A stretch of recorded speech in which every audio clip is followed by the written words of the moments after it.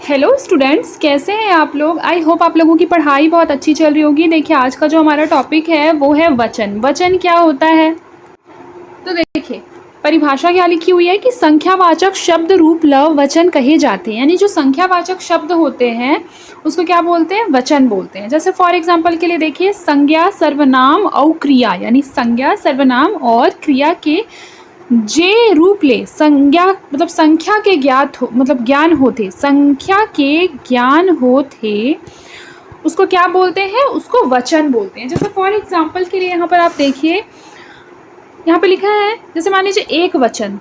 तो आप लोगों को इससे क्या स्पष्ट हो रहा है, इससे आप लोगों को समझ में आ रहा होगा कि यहाँ एक वस्तु की बात कही जा रही है। जैसे बहुवचन, यानी कि आप लोगों को नाम से ही स्पष्ट है कि यहाँ बहुत से वस्तुओं के बारे में बात हो रही है।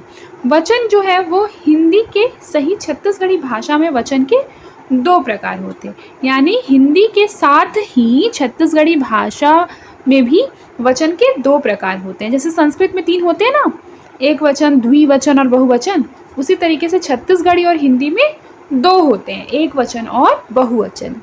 जैसे देखिए लिखा एक वचन, लिखा है जे शब्द ले एक व्यक्ति या वस्तु के ज्ञान होते ओला एक वचन कथन।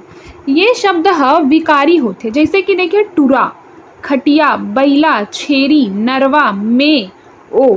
ठीक है, ये सब क्या है, विकारी शब्द है। ठीक है, विकारी शब्द यानी कि इन शब्दों में दूसरे शब्दों से जुड़कर क्या हो जाता है, विकार उत्पन्न हो जाता है, उसे बोलते हैं विकारी। ठीक है, और ये याद रखिए कि ये सारे जो शब्द हैं जिससे एक वस्तु का ज्ञान हो रहा है वो क्या कहलाते हैं, एक वचन कहलाते हैं। जैसे कि देखिए बकरी, यहाँ बकरी लिखा है, अगर बकरियां लिखा होता तो वो क्या हो जाता, बहुवचन हो जाता। आई होप आप लोगों को समझ में आ रहा होगा। फिर देखिए लिखा है बहुवचन, तो जे विकारी शब्द ले दू या दू ले अधिक व्यक्ति या वस्तु मन के ज्ञान होते ओला बहुवचन कथन। जैसे कि मनखे मन, पथरा मन, चिरई मन, गरवा मन इत्यादि। ठीक है, ये सब क्या है, बहुवचन है। देखिए लिखा है छत्तीसगढ़ी भाषा में बहुवचन बनाए खातिर विकारी शब्द के साथ मन प्रत्यय जोड़े जाते।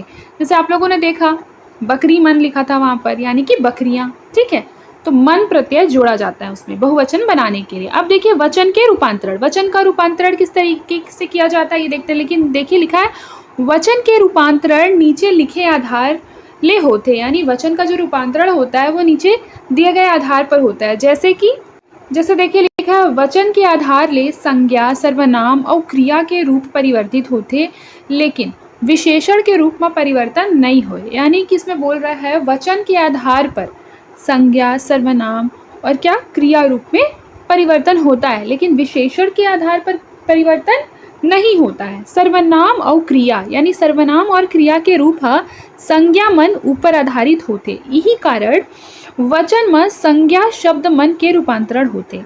इसमें दूसरा लिखा है छत्तीसगढ़ी में विभक्ति युक्त और विभक्ति रहित दोनों परिस्थिति में संज्ञा मन के बहुवचन रूप मन प्रत्यय लगाए ले बनते, यही कारण संज्ञा विकारी होते। जैसे देखिए यहाँ पे लिखा है जैसे भाई, भाई एक वचन है, अगर इसको बहुवचन में चेंज करेंगे, मान लीजिए विभक्ति रहित करना है, तो यहाँ भाई मन दगा देनी, यानी भाई लोग धोखा दिए। विभक्ति युक्त है तो देखिए भाई मन ले मांग, यानी भाइयों से मांगो। ठीक है, यानी विभक्ति रहित होगा या विभक्ति युक्त होगा, मन का जो प्रत्यय का जो यूज है वो क्या होगा, दोनों में ही होगा। ठीक है, आप यहाँ पर एग्जाम्पल भी देख सकते हैं। अब देखिए लिखा है विशेषण मन के प्रयोग यदि संज्ञा के रूप में होते तब वचन के कारण होकर रूप घला बदल जाते। यानी कि विशेषण का जो यूज होता है अगर संज्ञा के रूप में होगा तो वचन के कारण क्या होगा, उसके रूप में परिवर्तन आ जाएगा। जैसे कि फॉर एग्जांपल लिखा है बिलवा बिलवा मन आए, यानी काले काले लोग आए। फिर है रेंगैया मन ला रेंगन दे, यानी चलने वालों को चलने दो। ठीक है, अब देखिए यहाँ पर वचन संबंधी आवश्यक निर्देश दिए गए हैं, आइए पढ़ते हैं। पहला निर्देश है कि जब दू या दू ले अधिक व्यक्ति मन या वस्तु मन के संबंध एक ही व्यक्ति से होते तब ऐसा संबंधवाचक शब्द मन के प्रयोग एक वचन में होते। जैसे देखिए इसमें बोल रहा है कि 2 या 2 से अधिक व्यक्ति हो या फिर वस्तु, दोनों का संबंध अगर किसी एक ही व्यक्ति से है तो इस टाइम पे क्या होता है, इसमें संबंधवाचक शब्द मन के प्रयोग भी एक वचन में होता है। जैसे फॉर एग्जाम्पल के देखिए, भोला के भाई राम आए हैं, ठीक है। तो यहाँ पर क्या हो रहा है, भोला के भाई राम आए हैं।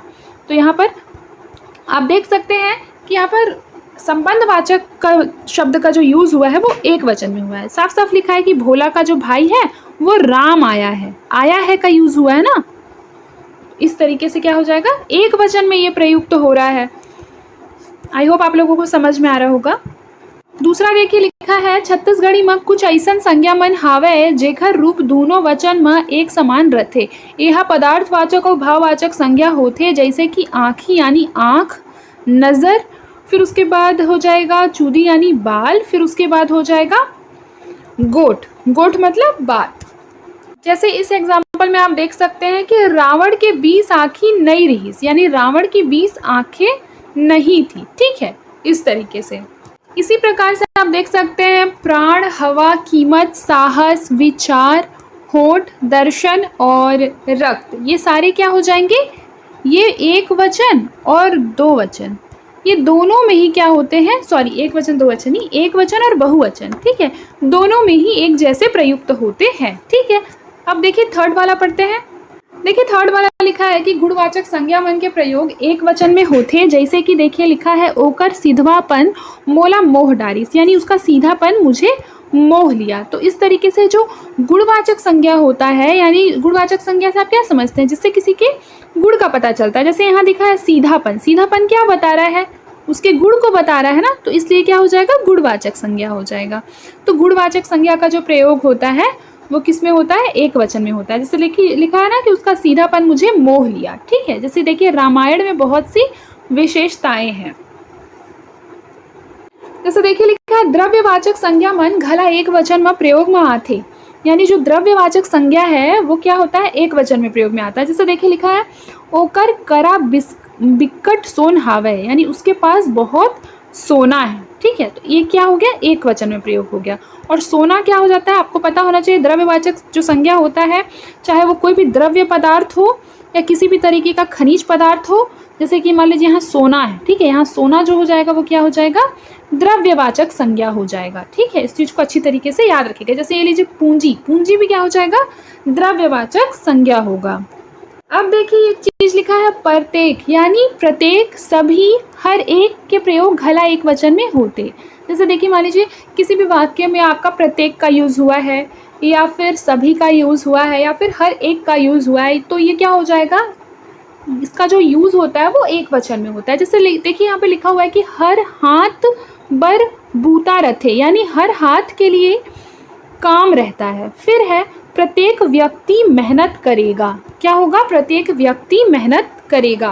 तो यहाँ पर आप देख सकते हैं कि ये एक वचन में प्रयुक्त हुआ है, ठीक है। देखिए जो अगला टॉपिक हमारा होगा वो होगा कारक, ठीक है, ये अगली क्लास में पढ़ेंगे। तो आज के लिए बस इतना ही, तब तक के लिए अपना ख्याल रखें और मन लगाकर पढ़ाई करते रहें।